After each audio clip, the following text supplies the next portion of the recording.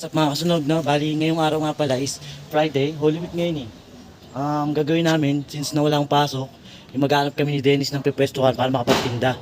Ngayon siya, magbebenta siya ng damit, ako naman magbebenta ako ng jacket. So may napili na kaming spot, pupuntahan natin, kaya surprise, pupuntahan na lang natin doon. So tara, samahan nyo kami, let's go!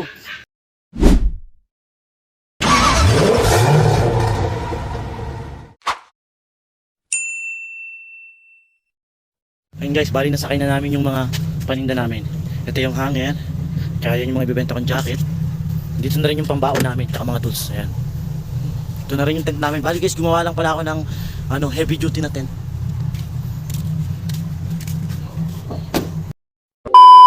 Ayun na nga guys, no, maya maya lang nakarating na nga pala kami dito sa pupuntahan namin, dito sa favorite spot namin ni Dennis.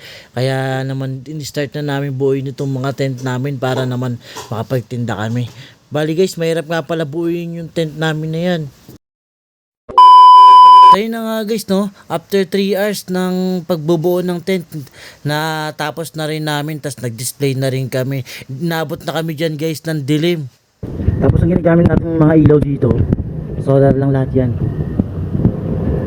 Bali guys, ito ang natutulog dito sa part na to si Dennis. Ako doon ako natutulog sa FX.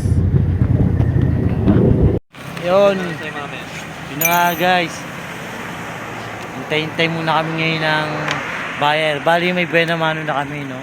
Kaya okay naman na. Coffee break muna. Ang balak talaga namin, hindi kami magtitinda ngayon eh. Kaya lang may mga lumalapit tsaka tumitingin. So napilita kami magtinda ngayong gabi. Dapat talaga bukas pa, Sabado. Oo.